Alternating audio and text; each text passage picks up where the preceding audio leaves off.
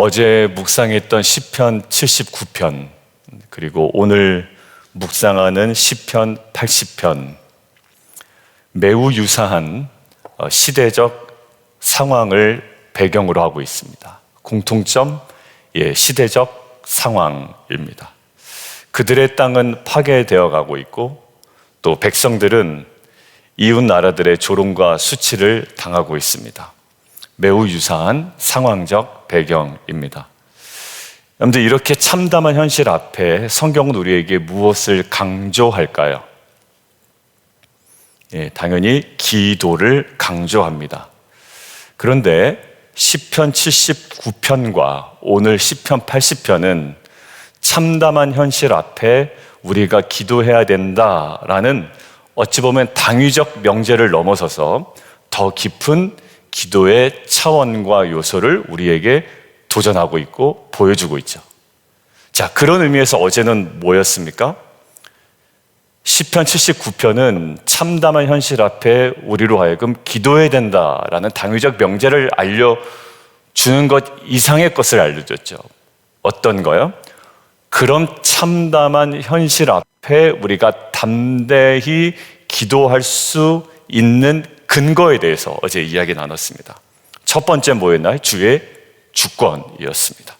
아무리 현실이 비참해 보여도, 아무리 우리의 자녀의 모습이 그리 보여도, 내 일터의 상황이 어려워 보이고 내 건강의 상황이 어려워 보여도 그 모든 상황과 대상의 주권이 누구에게 있다? 하나님께 있다라는 그 사실이, 진리가 우리로 하여금 담대히 기도할 수 있게 하는 첫 번째 근거가 되었죠. 두 번째는 주의 영광입니다.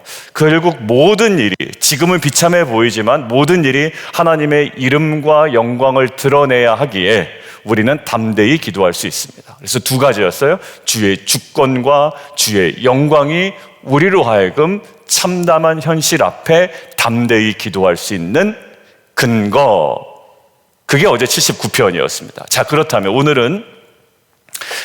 우리는 어제의 그 근거를 바탕으로 무엇을 기도해야 하는가라는 기도의 내용에 관한 부분을 오늘 묵상해 보려고 합니다. 어제가 참담한 현실 가운데 기도할 수 있는 근거였다면, 오늘은 참담한 현실 가운데 그 담대함을 가지고 기도해야 되는 내용에 관해서 우리가 이야기해 보도록 하겠습니다. 그 근거가 되는 말씀을 어디서 보려고 그러냐면, 오늘 저와 여러분이 의도적으로 함께 읽었던 세 구절에 있습니다. 먼저 세 구절을 한 절 한 절씩 한번 읽어보시죠. 3절 읽습니다. 시작. 우리를 돌이키시고 주의 얼굴빛을 비추사 우리가 구원을 얻게 하소서. 7절입니다. 만군의 하나님이여 우리를 회복하여 주시고 주의 얼굴의 광채를 비추사 우리가 구원을 얻게 하소서. 19절입니다.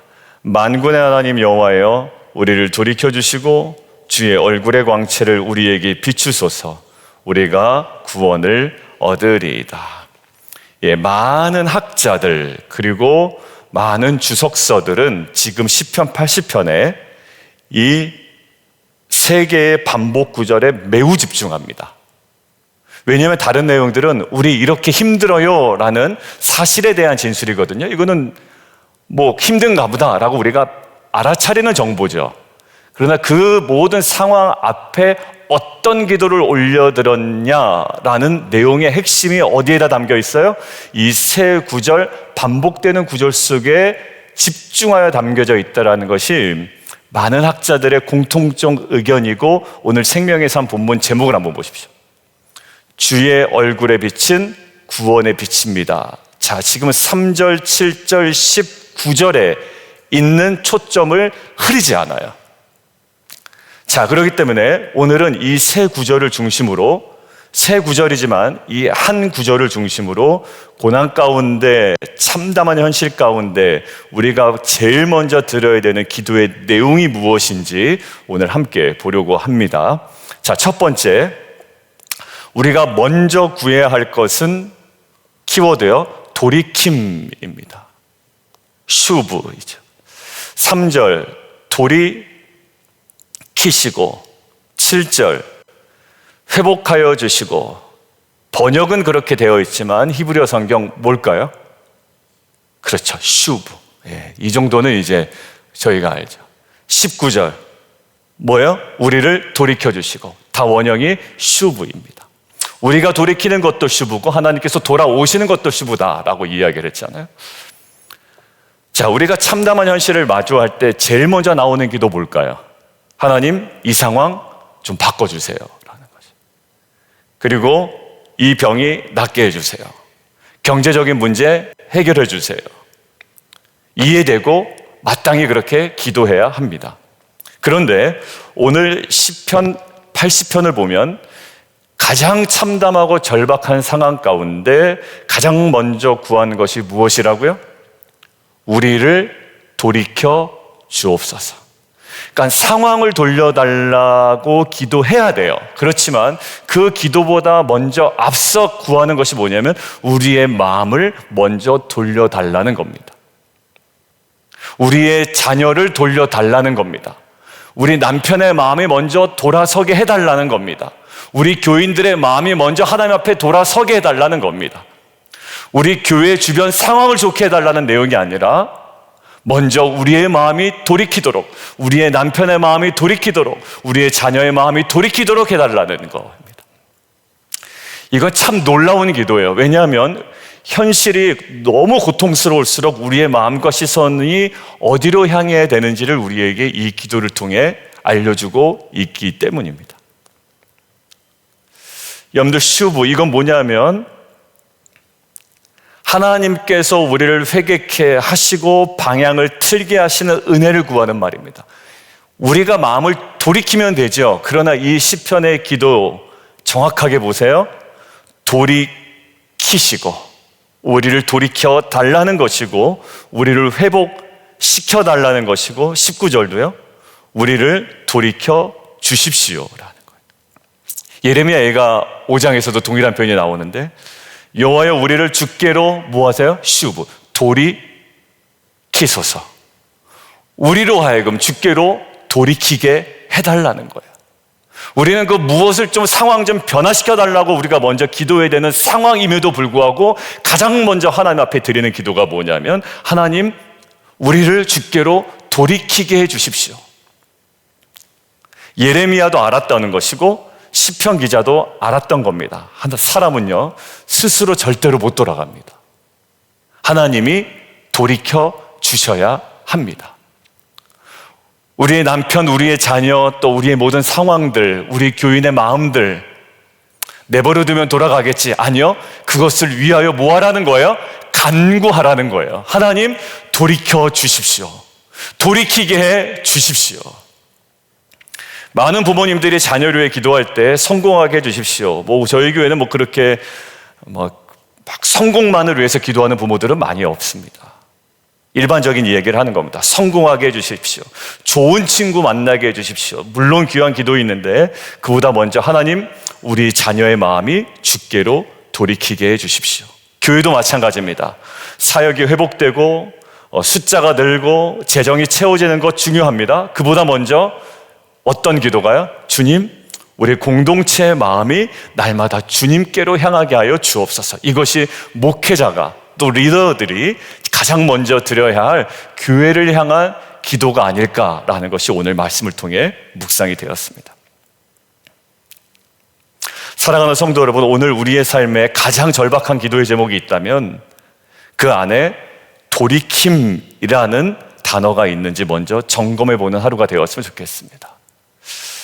자녀의 진로라든지 가정의 형편이라든지 아니면 교회의 회복이라든지 그 모든 것보다 먼저 하나님, 가장 먼저 우리의 마음을, 자녀의 마음을, 우리의 가족의 마음을 돌이켜 주십시오. 이 기도가 가장 지금 이 시즌에 하나님께서 원하시고 듣기 원하시며 응답하기를 원하시는 가장 필요한 기도의 제목인 줄 믿습니다. 두 번째요. 첫 번째가 뭐였습니까? 가장 먼저 구해야 할 것은 돌이킴입니다. 두 번째, 우리가 가장 간절히 구해야 할 것은 하나님의 얼굴입니다. 여러분들, 돌이킴이 방향의 회복이었다면 이제는 누구를 향해 돌이키느냐가 하겠죠. 방향의 끝에는 항상 누가 계세요? 하나님이 계셔야 합니다. 돌이켜서 돈을 잡는 것도 아니고 명예를 잡는 것도 아니고 나의 마음의 평안을 잡는 것도 아니고요. 사실 요셉은 평안을 구했다면 그 평안하지 않은 상황이 더 많았거든요. 때마다 구했던 것, 요셉의 삶의 핵심, 여호와께서 함께 하심으로 그의 삶이 형통하였다. 분명히 외적으로는 형통하지 않아요. 그러나 그는 늘 무엇을? 하나님의 얼굴을 구했던 자입니다. 오늘 반복 구절에서 두 번째로 나오는 표현이 이것입니다. 주의 얼굴에 광채를 비추사라는 거예요. 단순한 시적 표현은 아니고요. 얼굴은 무엇을 얘기합니까? 관계를 얘기해요. 그 사람의 얼굴을 마주 본다. 이 관계를 얘기합니다. 여러분들, 제 사람이 관계가 어려질 때 뭐 못하냐면 낯을 피하게 됩니다. 제가 항상 강조하는 게 뭐죠? 에덴 동사 아니에요. 여러분들, 성경은 의도적으로 그것들을 우리에게 알려주고 있어요. 딱 죄를 짓고 나니, 관계가 어그러지니 아담에게 보였던 행동이요, 몸을 가리기도 하지만 하나님의 낯을 피합니다. 여러분들, 얼굴은요 관계를 얘기해요. 결국 얼굴을 숨기신다라는 것은 진노하셨다라는 것이고, 얼굴을 다시 비추신다라는 것은 그 끊어진 관계가 회복되어 가고 있다라는 겁니다. 여러분들, 이 말씀을 보면 시편 67편 우리가 묵상했잖아요, 주일 예배 때. 그 어찌 보면 모티브가 되는 말씀이 민수기에 있거든요. 민수기 6장에 이런 게 있습니다. 여호와는 그 얼굴을 누구에게 비추사? 내게 비추사 내게 은혜 베푸시기를 원한다라는 거예요. 여러분들, 거기서도 얼굴이 뭐예요? 얼굴의 빛이 뭡니까? 관계예요. 이게 은혜고 회복입니다. 여러분들, 한번 생각해 보세요. 우리의 자녀가 나와의 관계에서 뭔가 해결되고 돌아왔다고 해서 하나님과의 관계가 회복되지 않으면 무슨 의미가 있겠어요? 그냥 단순히 나와의 관계가 불편하지 않다고 해서 그게 하나님과의 관계 회복을 뜻하는 것은 아니잖아요. 우리 교회로 얘기해 볼게요. 우리 교회가 숫자가 많아진다고 해서 주의 임재가 없다면, 주님과의 각자 성도의 삶이 말씀과 성령 안에 친밀함이 없다면 그게 종교 모임과 무엇이 다르겠어요? 그래서 우리는 이렇게 기도해야 됩니다. 하나님, 주의 얼굴을 우리에게 비춰주십시오. 다시금 주의 임재를 경험하게 해주십시오. 예배할 때, 기도할 때, 모일 때마다 이 기도가 터져나오는, 그리고 이 기도를 통해 성도 각 사람들이, 우리가 기도하는 자녀들이, 우리의 배우자들이 하나님과의 그 관계에서의 그 회복을 맛보아 경험하는 교회 되기를 주님의 이름으로 축원드립니다. 여러분들, 모세가 출애굽기 33장에 이런 기도를 해요. 백성들의 그 모든 죄악 때문에, 그 금송아지 사건 때문에요, 이렇게 기도합니다. 주의 임재가 없다면, 주님께서 우리와 동행하지 않으신다면 우리를 이곳에서 뭐 하지 마십시오? 올려보내지 마십시오. 뭐 안 오셔도 됩니다, 이렇게 낭만적으로 얘기한 게 아니에요. 용맹스럽게 얘기한 게 아닙니다. 간절했던 기도가 뭐예요? 주의 임재와 동행이에요. 여러분들, 지금까지 경험으로 모세가 할 수 있지 않을까요? 충분히 할 수 있죠. 출애굽 10가지 재앙을 통해서 데리고 나왔잖아요. 좀 어렵지만 해볼 수 있겠죠. 그러나 모세에게는 뭐가 가장 중요했냐면 주의 임재와 동행이었어요. 얼굴빛을 돌리지 말아달라는 기도였습니다. 사랑하는 성도 여러분, 문제가 해결되는 것도 중요해요. 당면한 문제 해결되는 것도 중요해요. 일터에서, 비즈니스에서 경제적으로 어려움이 없는 것도 참 중요해요. 우리의 자녀가 좋은 직장에서 돈을 많이 버는 것도 참 중요해요. 그런데 주의 얼굴, 그분의 임재 없이는 아무것도 아닙니다. 이런 기도가 나와야 되죠. 하나님, 경제적으로 우리 어렵지 않은데 하나님, 주의 얼굴빛을 돌리지 마십시오. 하나님, 주의 얼굴을 우리에게 향하사 비춰주십시오. 그 친밀함이 회복되게 해주십시오. 이 고백으로 나아가는 저와 여러분 되기를 주님의 이름으로 축원합니다. 세 번째예요. 다시 한번 정리하자. 첫 번째, 가장 먼저 구해야 할 것은 돌이킴이었고요. 두 번째, 가장 간절히 구해야 할 것은 하나님의 얼굴입니다. 세 번째, 결국 우리가 붙들어야 할 것은 구원입니다. 구원이에요. 시편 80편의 세 구절, 반복 구절은 이렇게 끝납니다. 우리를 돌이키시고 주의 얼굴의 왕채를 비추사 마지막 우리가 구원을 얻으리이다. 구원을 얻게 하소서. 여러분들 기도의 여정이 지금 어디로 가는지를 보여주고 있지 않아요? 여기에 무슨 우리의 안락과 평안과 세상의 성공은 전혀 찾아볼 수가 없고요. 어디로 향하고 있습니까? 결국 구원을 향하고 있는 거예요. 여러분들 이 땅에서 아무리 큰 성공이 있어도 결국 우리의 삶이 구원의 여정을 마치지 못하면 큰일 나는 겁니다. 우리의 기도도 마찬가지라는 거예요. 기도의 마지막 목적지는 구원입니다. 근데 여기서 구원은 단순히 위기에서 빠져나오는 문제 해결형 구원은 아니에요. 이것은 뭐냐면 우리의 존재 자체가 다시 살아나는 구원을 얘기합니다. 우리의 자녀의 문제가 해결되는 문제 해결형의 구원이 아니라 우리의 자녀가 그 문제를 통해서 완전히 다시 살아나는 구원, 영원히 다시 숨쉬게 되는 이 전존적인 이 구원을 얘기해야 하는 거죠. 하나님, 우리의 남편이, 우리의 자녀가 이 문제가 있는데 이 문제 해결을 통하여 그 기도의 목적지가 어디로 가는 거라고요? 전존재적인 구원을 향해서 가야 된다라는 거예요. 하나님, 다시 살아나게 해주십시오. 여러분들, 이 히브리어 본문에 나오는 구원은 뭐냐면 단지 살아남는 것이 아니라 완전히 회복된 상태를 이야기한대요. 다시 말해, 무너진 영혼이 일어나고 꺼졌던 예배가 회복되고 끊어졌던 부르심이 살아나는 걸 말하는 거예요. 그러니까 우리의 기도가 막혀 있는데요, 우리 기도가 살아나는 거예요. 최근에 성도님들이 기도를 좀 할 맛이 난다, 기도가 좀 됩니다라고 하시는 분들이 있어요. 그리고 이 문제에 관해서 내가 기도 안 하는데 이틀 전에 갑자기 전화 오는 거예요. 다급하게. 저 깜짝 놀라서. 그래서 집사님 왜요? 그랬대. 목사님, 아무래도 이거 기도 부탁을 해야 될 것 같아요. 그래서 그 기도 부탁을 하고 어제 결과가 나왔는데 어제 결과가 썩 우리가 생각하던 대로는 안 나왔어요. 근데 마지막에 뭐라고 얘기하냐, 목사님 그런데요 하면서 어떤 얘기를 하는데 하나님께서 우리가 전혀 생각하지 못했던 새로운 지경을 딱 보여주시고 그 지점으로 이 집사님을 옮겨 놓으신 거예요. 집사님, 오늘 새벽 들어보셨어요? 아직 못 들었어요.